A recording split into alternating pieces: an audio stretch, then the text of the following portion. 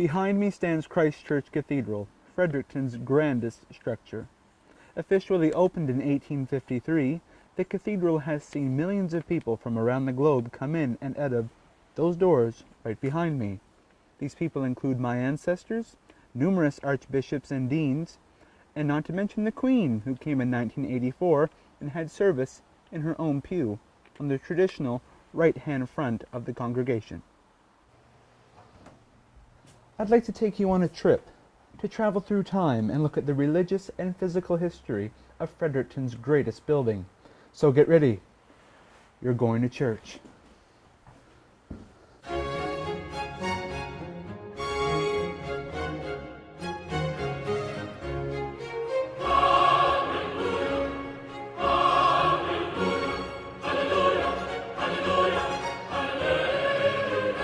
Construction for the cathedral began in August 1845 and took nearly 8 years to complete.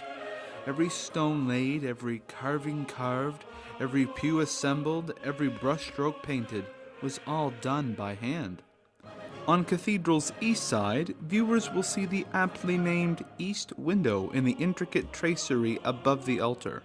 The east window was built by William Wales, a prominent British stained glassman at the time, and depicts Jesus Christ, the Son of God, with 6 of his disciples. The window was donated in a joint effort by Wales and Trinity Church in Manhattan. At the other end of the church and above the main door, the stained glass windows depict various biblical events. It is nearly a direct replica from St. Mary's Church in Snettisham, Norfolk.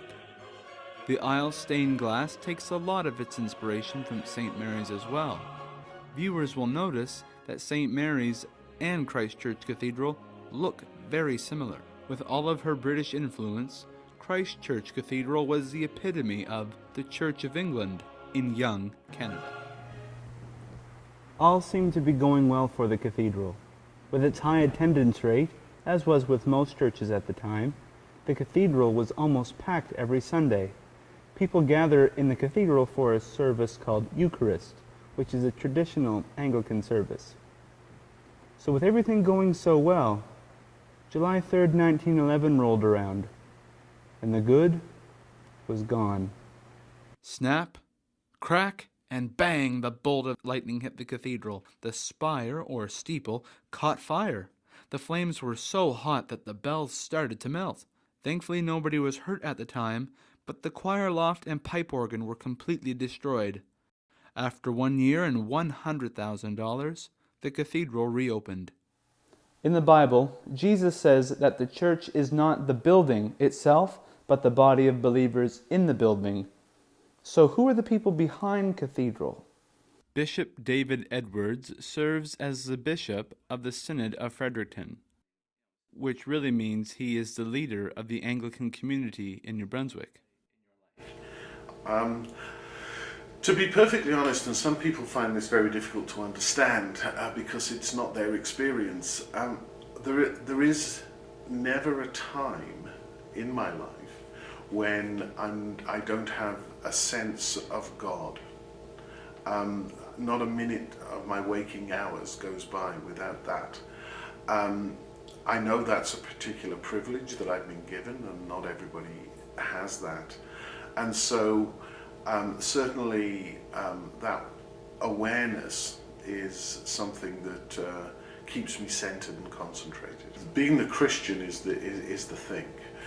Being the bishop is incidental in a sense, in that my first and primary calling as a human being is to be a follower of Jesus and to know God. The Westminster Confession of the 17th century says, what is the purpose of man, or the purpose of people? The purpose of people is to know God and to love him forever.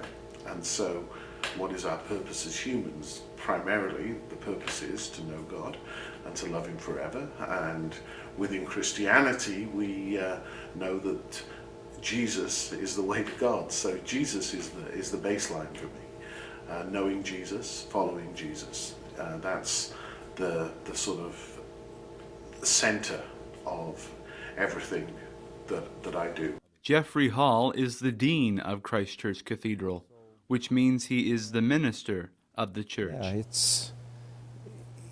it's a busy life that the cathedral and its congregation has. We could always do more. We could always fine-tune what we're doing. But those are at least some of the ways that we live out our life as a Christian community.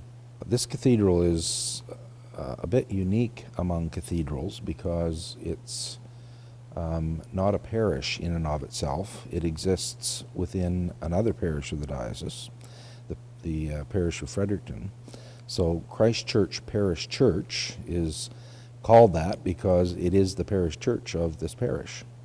And the cathedral exists within that. So it's really a non-parochial church in the diocese. I don't think really about myself in any way different from what I described about what the church is to be in the world. We're called to listen to God's Word, to serve Him in our lives, no matter what we're doing, whether we think that what we happen to be doing at the moment is ministry or not. We are in the world for others. It's an all-about-me world at the moment, and Christians are called to a very different set of values and a very different way of life. I think I started coming to the cathedral about 1979. I know because my brother had come up to visit from Atlanta, and he was very active in the church down there, so we did attend a service, but I think at that time it was 11 o'clock because they've changed times. Hank Williams is the verger at the cathedral, which also means the security guard.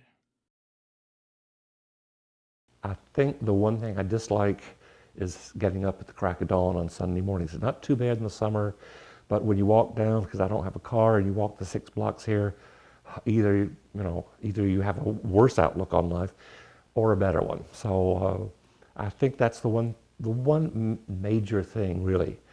The things that I wrote on for us an evening service to read, which I had never done before, and I very, very much remember getting up to the eagle and my knees were shaking so. And I thought to myself, why am I so nervous? And then it turns out that the next person who read was from Newfoundland. And someone said after the service, we couldn't understand a word either of them said. A building deep in tradition, a building deep in religion, and a building that defines Fredericton. The cathedral will always attract tourists and visitors from around the globe for years to come.